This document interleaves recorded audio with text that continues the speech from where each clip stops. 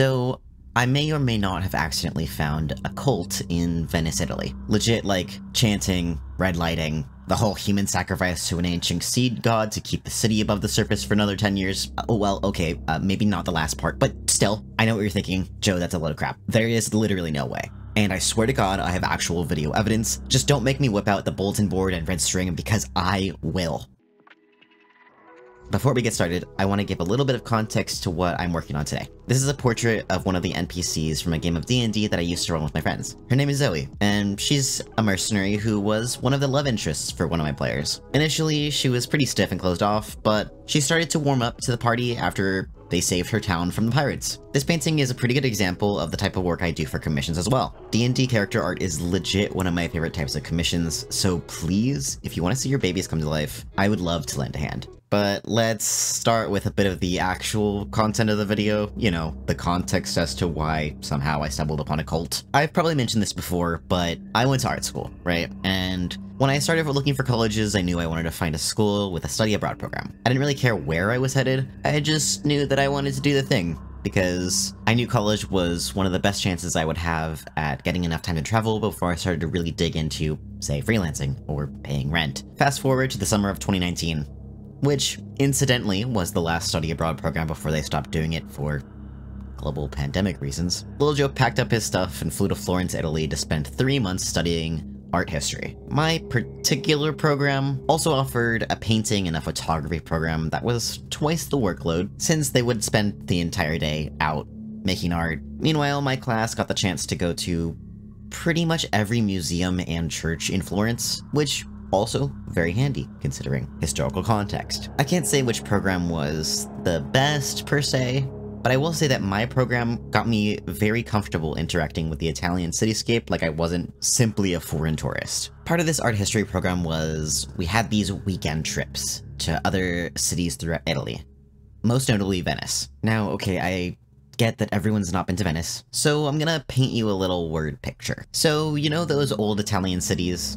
The ones with the stucco and the orange-tiled roofs? That is essentially Venice, except for the fact that there are pretty much no roads large enough for cars. Yes, some cars could get into the city with modern retrofitting of the streets, but it was originally a small fishing town, built on about 100,000 wooden stilts on a series of low-lying islands in the Adriatic Sea.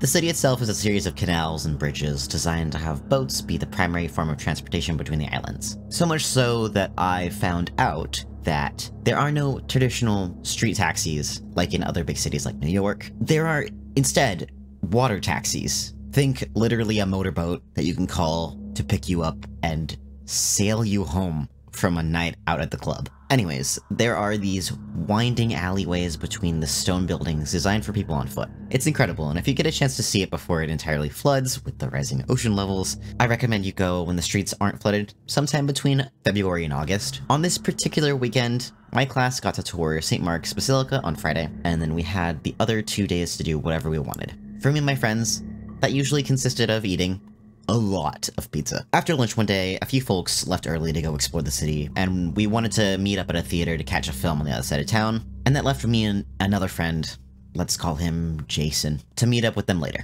I didn't really know exactly what part of the city we were in, or where exactly this theater was, but I did know that there were a lot of tourists, and if you've ever traveled, you'll know that sometimes it's best not to get caught in between a crowd of tourists and their food. So, me and Jason decided to take a detour off the main street and try and crisscross our way towards the theater. Remember how I said the city is a series of canals?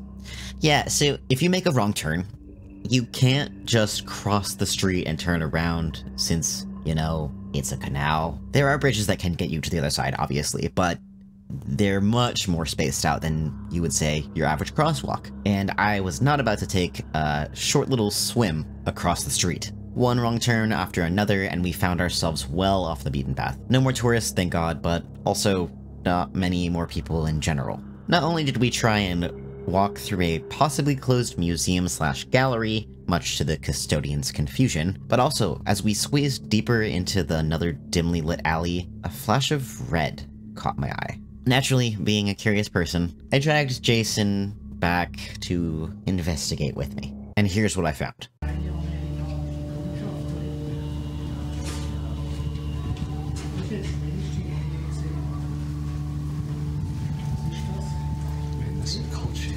I'm kinda glad that I whipped out my phone to record. The audio is understandably a bit hard to pick up on my phone's mic, but there was some, like, low-key chanting or something. Maybe it was a sauna or something, and we found the back door. I like to go with my cult theory, though, because, like, come on. Anyways, after a bit of visual investigating, I'm not about to cross any sus thresholds in a country where I barely spoke the language, let alone was snooping, where I definitely should not have been. Jason and I made a break for the main street, trying to stay away from any dark Venetian alleyways for the rest of the weekend. Well, I can't say for sure, I'm convinced we found a cult, and none of my friends would believe me until I show them the video. But what do you think? Do you think that looked like a cult, or was I just being a nosy tourist?